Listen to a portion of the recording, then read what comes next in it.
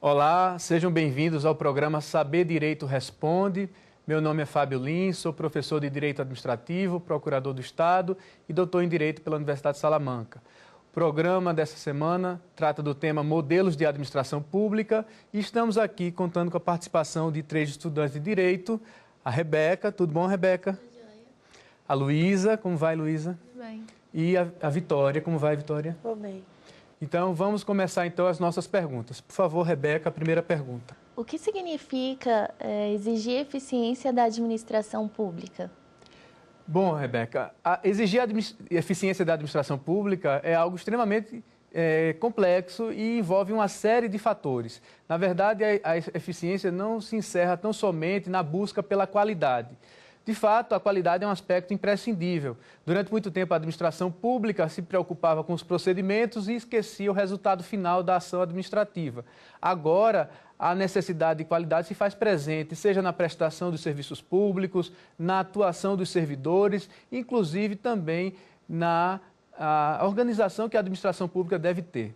Mas agir com eficiência também significa atuar buscando uma produtividade, né? A administração tem que otimizar a relação custo-benefício de sua atuação, buscar utilizar cada vez menos para alcançar cada vez mais resultados. Agir com eficiência também é buscar atuar com agilidade, procurar atender às demandas da sociedade em um tempo que seja minimamente razoável. Daí também a inserção do princípio da razoável duração do processo também ser obrigatório para os processos administrativos. Atuar com eficiência significa, antes de mais nada, compreender que a administração pública tem um fim.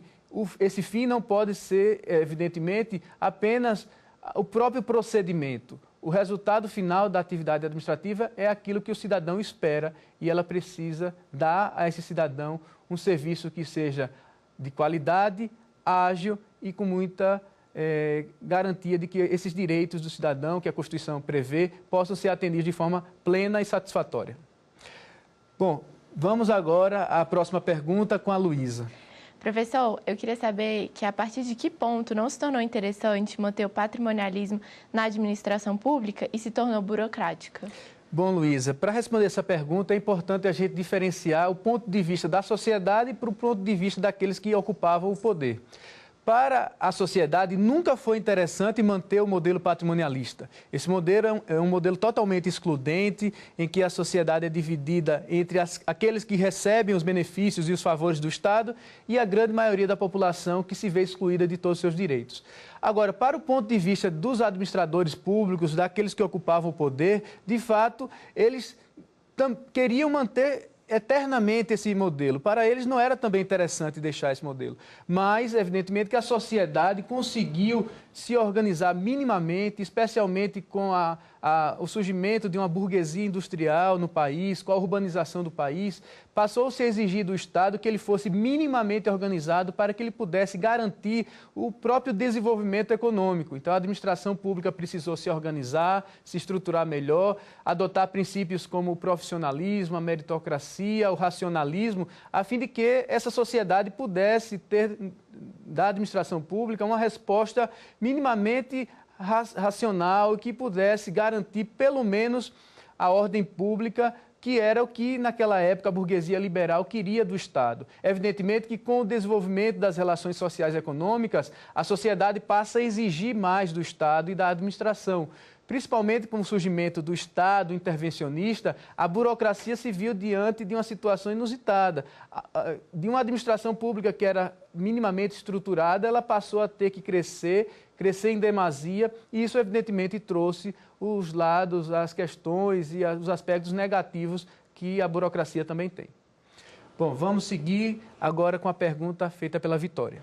Professor, o patrimonialismo, então, eu posso dizer que é a base para o conceito de república atual?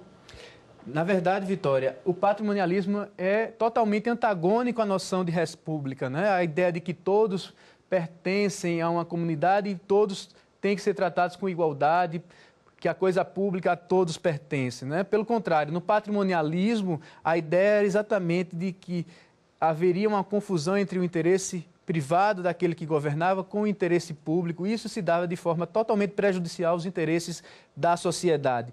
Não havia uma equivalência de tratamento entre as pessoas por parte da administração. Cada um era atendido de acordo com as conveniências do poder. Se a pessoa tinha um vínculo de amizade, de parentesco, de compadrio, alguma relação pessoal com o agente público, certamente essa pessoa teria algum tipo de benefício. Por sua vez, se não existisse esse tipo de relação, essas pessoas ficariam totalmente excluídas à margem do sistema. Então, na verdade, foi exatamente com a introdução do princípio republicano que principalmente com a primeira Constituição Republicana de 1891, que passa a haver uma preocupação com a impessoalização da administração pública, a ideia de que todos devem receber um tratamento isonômico sem qualquer tipo de preferência. Então, na verdade, para responder de forma mais direta a sua pergunta, não há qualquer relação entre o modelo patrimonialista e a ideia de res pública. Por favor, vamos continuar. Rebeca, por favor, mais uma pergunta. O que há de mais positivo no modelo burocrático? Pois é, essa pergunta é importante porque nos permite fazer com que a gente possa destacar que a burocracia também tem aspectos positivos. Na verdade, se a gente fizer uma análise histórica, tivemos a oportunidade de instalar uma administração burocrática e isso foi extremamente positivo para a nação. Na verdade, o modelo burocrático se opõe de forma bastante radical às práticas patrimonialistas. Então, tudo que a burocracia traz nesse primeiro momento, né, no nosso país, isso se dá principalmente na década de 1930, tudo isso tem que ser destacado de forma positiva. A ideia de organização administrativa, do emprego de métodos racionais, da utilização de procedimentos para que a administração pública cumpra determinadas rotinas, para que haja a chamada procedimentalização dos comportamentos, a fim de que todos tenham uma certa previsibilidade acerca dos comportamentos que a administração pública vai adotar, substituindo o voluntarismo, a ideia de individualismo, do personalismo, aquela ideia de que o administrador público fazia exatamente o que ele queria. Então, esses aspectos são muito destacados e positivos no âmbito da burocracia. Poderíamos falar ainda do profissionalismo, da meritocracia, da ideia de que a administração pública deve pautar suas ações de forma hierarquizada também para garantir um melhor controle. Tudo isso surge nesse momento histórico e, durante algum tempo, passa a ser destacado, enaltecido, mas logo, com certeza, principalmente com a ampliação da estrutura da administração pública e a sua incapacidade de lidar com todas essas novas demandas, surgem as chamadas disfunções da burocracia que acabam por demonstrar à sociedade que a burocracia tem também aspectos negativos. É o caso da rigidez, do excesso de formalismo, da morosidade, né, do peso da máquina administrativa, da administração se tornar cada vez mais autoritária, não procurar referendar seus atos, legitimando, né, na sociedade. E, portanto, esses aspectos negativos acabaram por prevalecer mais até, inclusive, do que os aspectos positivos.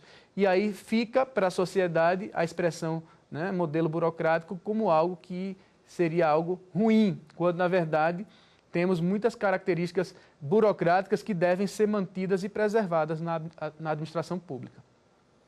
Vamos à próxima pergunta, por favor, Luísa. Professor, eu gostaria de saber o que é um consórcio público. Bom, essa pergunta está relacionada diretamente ao tema das parcerias da administração pública. Nós sabemos que a administração pública pode celebrar parcerias com entidades da sociedade civil, mas também pode realizar parcerias dentro da própria administração, especialmente no tocante à atuação cooperada dos entes federativos.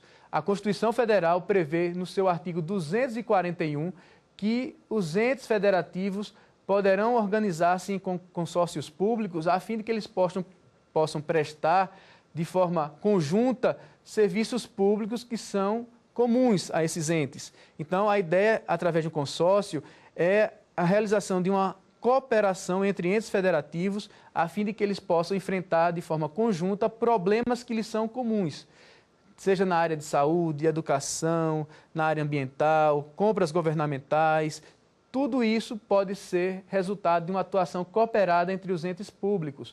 Esses entes vão se consorciar, é criada a figura do consórcio público, que passa a ser uma pessoa jurídica encarregada de atuar em nome desses entes federativos que passam a agir de forma cooperada. Então, esse é o consórcio público. Vamos à próxima pergunta. Professor, o regime de pessoal das agências reguladoras é exclusivo estatutário? Bom, essa pergunta é importante porque, inclusive, já foi objeto de questionamento perante o Poder Judiciário, né? Quando as agências reguladoras foram criadas, num primeiro momento, inclusive a legislação, especialmente a lei da Anatel, previu que elas adotariam para os seus empregados o regime seletista. E isso foi objeto de questionamento perante o STF, através de um ADIM, que recebeu como avaliação do STF que esses servidores, por realizarem atividades de fiscalização, eles deveriam estar sujeitos ao regime estatutário. Como, na verdade, o regime estatutário garante aos seus ocupantes a estabilidade, isso seria essencial para o exercício das funções típicas da regulação, né? A edição de normas, o exercício do poder de polícia, o poder de fiscalização. Então, certamente, se aqueles servidores não estivessem dotados de algumas garantias que lhes pudessem ser atribuídas no momento em que eles fossem exercer essas atividades, se isso não lhes fosse garantido, certamente a atuação desses servidores estaria aquém do que a sociedade exige de um servidor que atua em uma agência reguladora. Portanto, o regime dos servidores das agências deve ser o regime estatutário, que é o regime mais compatível com a natureza das atribuições que as agências reguladoras desempenham. Bom, vamos a mais uma pergunta. Professor, por que a Constituição Federal veda a prática do estrelismo? Bom, o estrelismo, na verdade, consiste na prática da autopromoção do agente público. O agente público, muitas vezes, se vê dono da coisa pública e acha que tem o direito de estar fazendo com dinheiro público uma propaganda de sua própria pessoa. Na verdade, a Constituição veda essa prática diretamente a partir do artigo 37, parágrafo 1º, especialmente determinando que as campanhas e atos do Estado, da administração pública, tenham que ter necessariamente um caráter educativo, de informação e de orientação social. Então, tudo que venha a destacar a figura do gestor, enaltecê-lo, associar aquela obra, aquela campanha, aquela iniciativa ao gestor, tudo isso deve ser impedido e deve ser evitado para que a sociedade reconheça naquela obra, naquele serviço, naquela campanha, algo da administração e não do administrador. Bom, então agora vamos ao intervalo.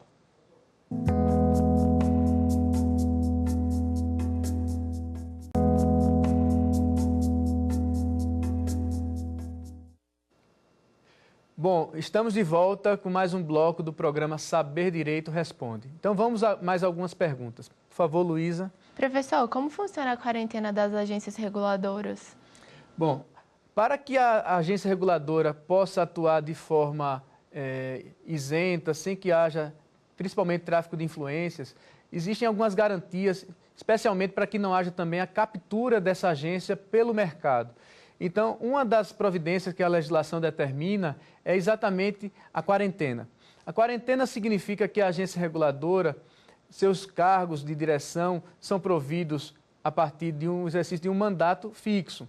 E após o cumprimento desse mandato, aqueles dirigentes ficam impedidos, durante um prazo, que no caso seria de 4 meses, de retornar àquela área de atuação que ele até então estava inserido, né?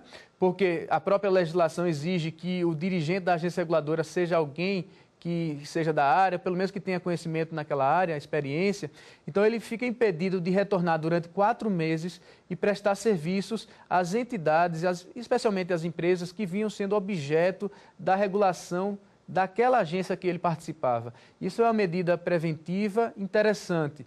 E, evidentemente, como ele fica impedido de exercer essas atividades, evidentemente que lhe é garantida uma remuneração correspondente à que ele recebia em atividade, a fim de que não haja possibilidade do exercício da prática do tráfico de influência. Então, a quarentena é uma medida salutar, e a sociedade paga esse preço para ter um sistema regulatório isento de influências do mercado. Vamos à próxima pergunta. Por que os mandatos dos dirigentes dessas agências reguladoras não coincidem com os mandatos dos dirigentes do Poder Executivo?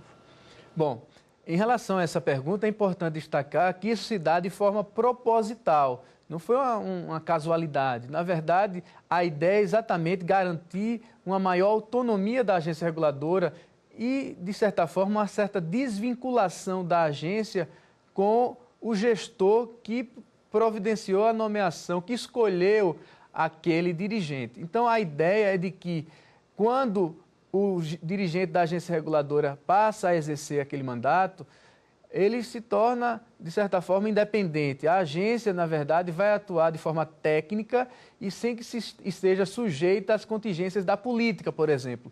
Então, ao encerrar o mandato do chefe do Executivo, continuam os mandatos dos dirigentes das agências reguladoras, porque, em tese, não existe essa vinculação direta entre aquele gestor e os dirigentes das agências reguladoras. Então, apesar das agências reguladoras fazerem parte da administração indireta, elas possuem uma autonomia reforçada e, dentre as medidas que são utilizadas para reforço da autonomia das agências, se encontra exatamente a não coincidência de mandatos. Vamos, na sequência, mais uma pergunta. Por que o Estado brasileiro passou a realizar parcerias? Bom, na verdade, a ideia de realizar parcerias parte de um certo reconhecimento de que o Estado sozinho não consegue atender às diversas demandas da sociedade. Esse é o primeiro aspecto. O segundo aspecto diz respeito também à necessidade do estreitamento dos laços entre o Estado e a sociedade civil. A ideia é de que o Estado possa buscar no mercado, nas entidades do terceiro setor, a possibilidade de celebrar ajustes de cooperação, a fim de que o Estado possa ter suas diversas atividades também descentralizadas. A ideia de que a sociedade também tem uma parcela de responsabilidade e que ela deve também contribuir para o atendimento do interesse público. Então, por isso que na reforma gerencial se reconhece que nem tudo que é público necessariamente é estatal. Então, existe um espaço também a ser ocupado pela sociedade civil. Na sequência, a próxima pergunta. Nos dias de hoje, qual a influência do sistema patrimonialista na administração pública? Bom, em relação a essa influência, de fato ela existe, mas não é que haja por parte do direito, principalmente do direito administrativo, qualquer espécie de tolerância ou aceitação com tais práticas.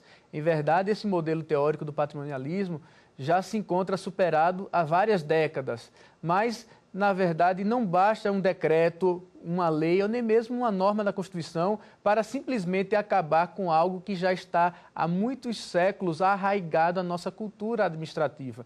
Então, diversas práticas patrimonialistas ainda continuam a existir e isso se dá à margem da lei, à margem do direito.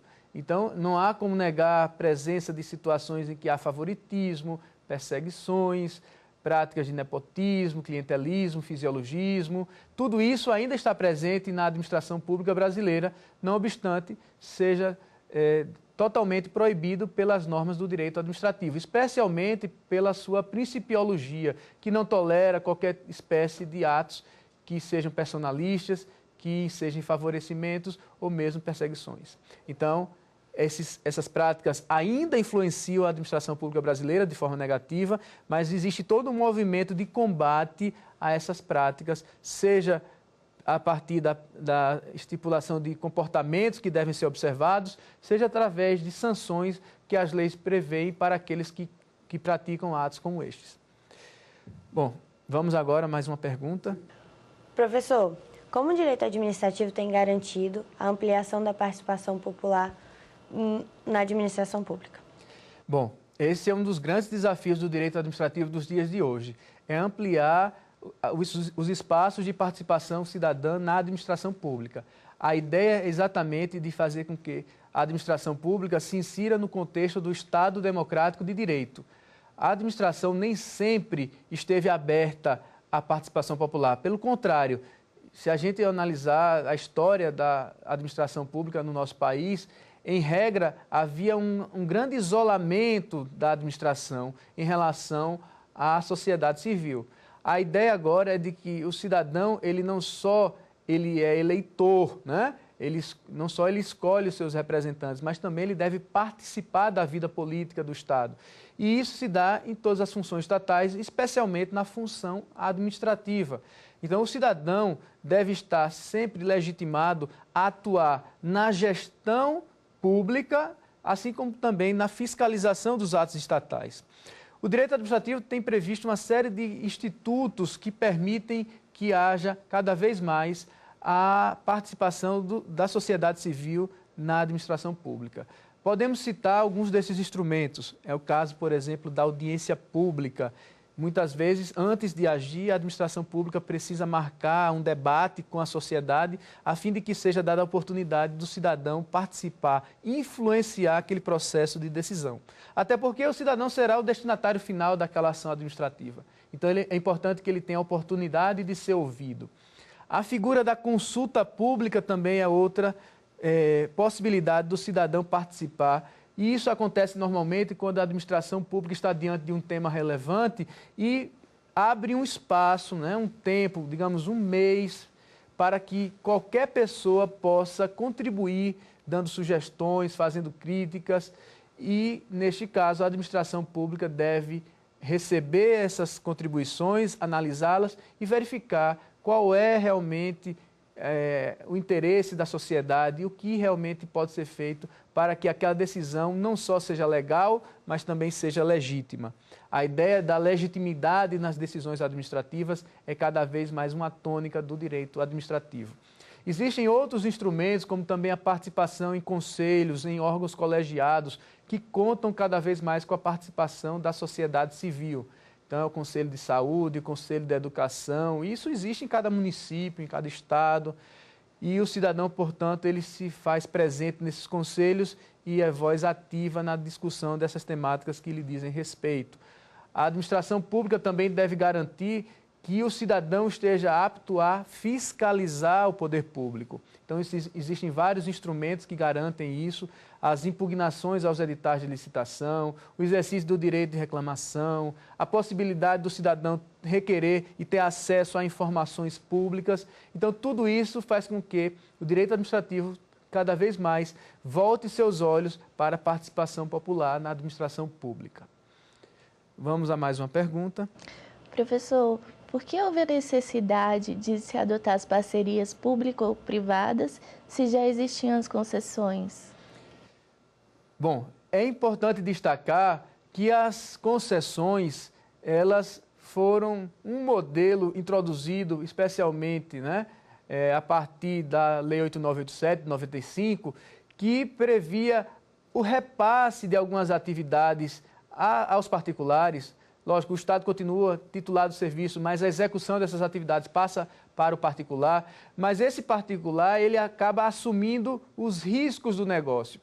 Isso normalmente ocorria nas situações em que o Estado, ele percebia que a cobrança de tarifa por parte do concessionário junto aos usuários do serviço público já era por si só suficiente para garantir a remuneração do concessionário.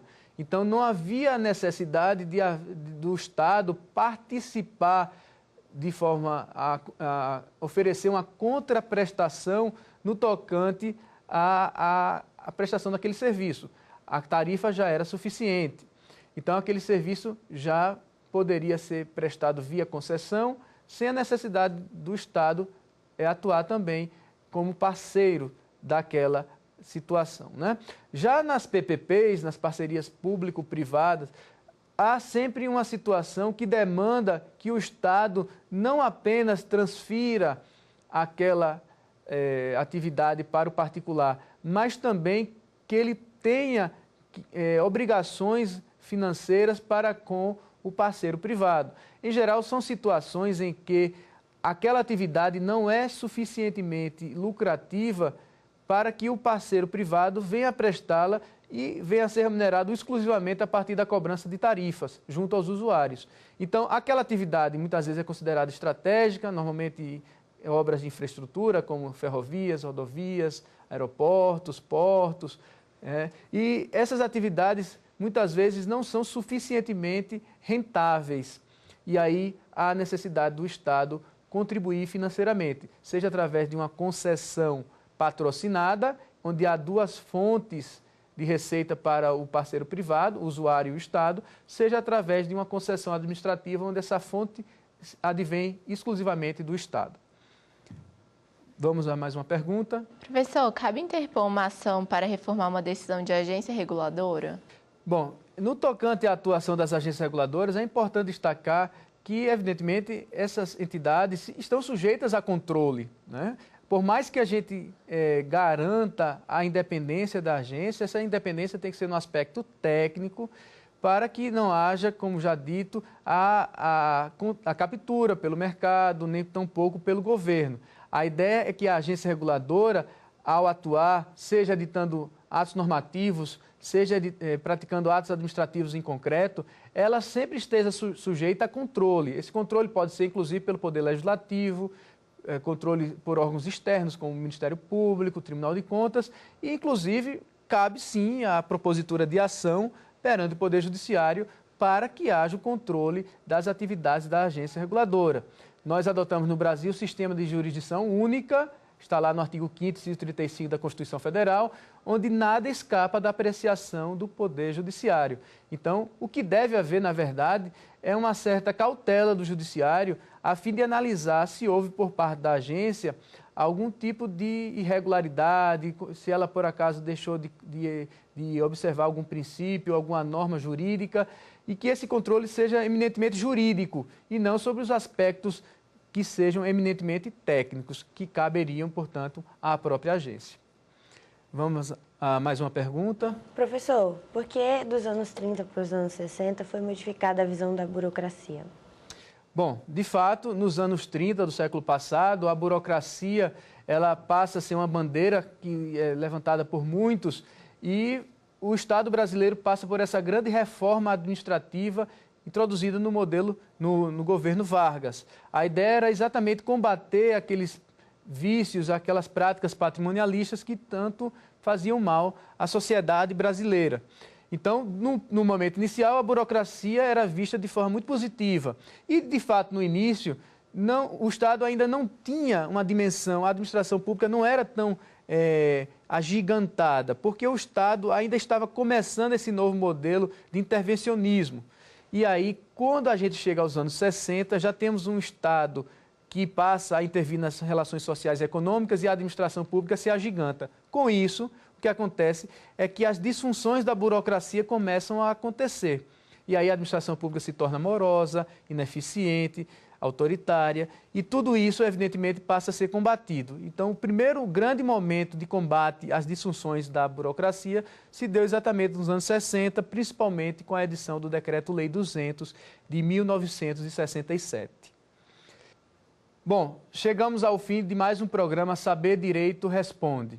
Gostaria de agradecer às alunas aqui presentes, a toda a equipe técnica da TV Justiça e dizer da minha alegria, da minha satisfação de ter participado deste programa. Muito obrigado. Ficou com dúvidas? Então mande um e-mail para a gente, saberdireito@stf.jus.br. E você também pode estudar pela internet. Acesse aí tvjustiça.jus.br.